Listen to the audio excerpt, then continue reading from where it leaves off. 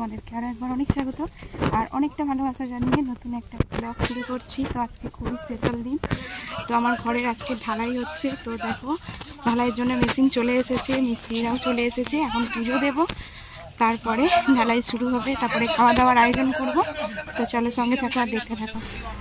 একদম সকালবেলা উঠে সব কাজ টাজ গুছিয়ে নিয়ে স্নান টান সেরে আগে চা বসিয়ে দিয়েছি। সব মিস্ত্রিরা চলে এসেছে। আর এদিকে চা নিয়ে যাচ্ছি আর এদিকে পুজোর সিদে মেশিন পুজোর জন্য। তো সকাল থেকেই খুবই ব্যস্ত, বুঝতেই পারছো। নতুন বাড়ি হচ্ছে এই 1.5 বছর ধরে, তো এত দিন পরে আজকে মোটামুটি ঢালাই হতে চলেছে। আজকে ঢালাই, তো সেই জন্যই আর কি খুব তাড়াহুড়ো। তো চলে এসেছি দেখো মেশিনটা পুজো করার জন্য। তারপরে ছাদের ওখানে পুজো দেব, তারপর ঢালাইয়ের মাল ফেলবে। তো খুব আনন্দ। তো তার সঙ্গে প্রচণ্ড কাজের চাপও আছে। তো সঙ্গে থাকো আর দেখতে থাকো।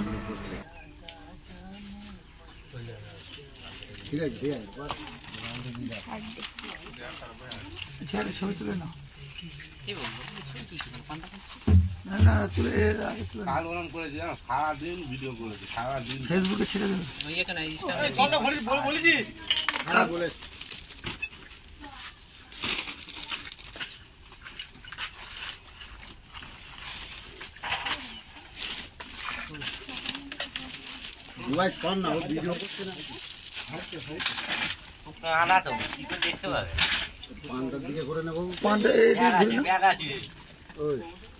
ঘোড়ায় পান্তা খাচ্ছে।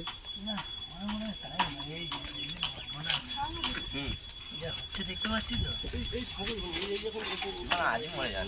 তোদের আমি একটা হিসাব দিচ্ছি। তুমি বললি 10 টাকা খইয়ে করে 2 টাকা দিতে হয়েছে, তবে বাড়ি গেছে। তোর মতো এরকম 2 টাকা যদি প্রত্যেক জনের কাছে ছাড়ি, মাস গেলে 30 দুগুণে 60 টাকা। তুই জানিস 60 টাকায় কত কি ঢালাই কাজে? শুনে নে কম, ঢালাই কাজে কেউ দেখে এই মতন বড় বিঘারি গেলে একটা কথা শোনো, ঠিক করে ও বাইরে থেকে দেখি সব তেল মেলে চলে যাবে, আমরা এখানে ছিনবো নাকি? মেশিনটাকে দেখাবো, দুধ দিয়ে দেখাতে হবে। দুধ দিয়ে দেখো, তালিবান থেকে সব দিয়ে চলে যাবে।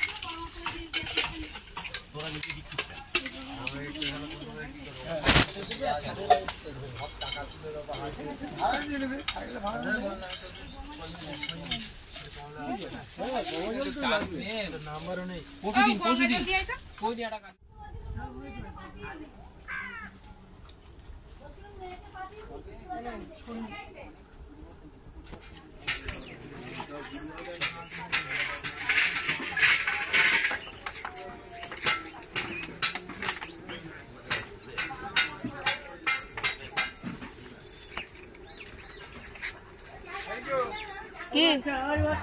আর ভিডিও করিনি, অনেক ভিডিও হয়েছে।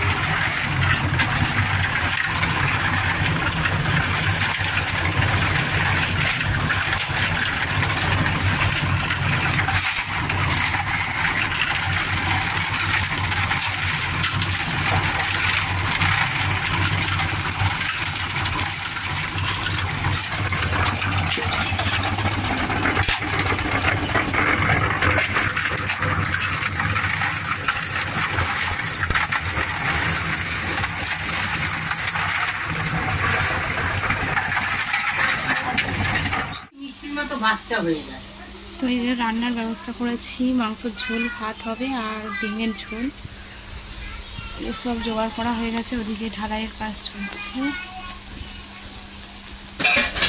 হাওয়া লাগছে এদিক থেকে। আর আজকের ওয়েদারটাও প্রচণ্ড মেঘলা।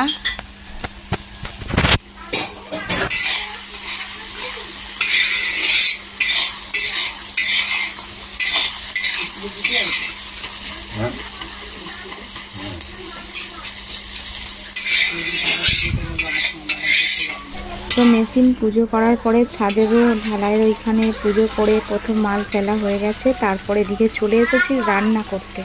তো এতগুলো মানুষ খাবে, তো রান্নাটা তো আগেই করতে হবে। তো রান্নার এদিকে চলে এসেছি, আর তোমাদেরকে কিছুই ভিডিও শেয়ার করতে পারিনি। তারপরে সবাইকে খেতে দেয়া, টিফিন দেয়া, এতটাই ব্যস্ত ছিলাম কি আর বলবো। যতটা পারলাম তোমাদেরকে শেয়ার করলাম। তোমরা আমার পাশে থেকেও আমাকে একটু সাপোর্ট করো। তো চলো।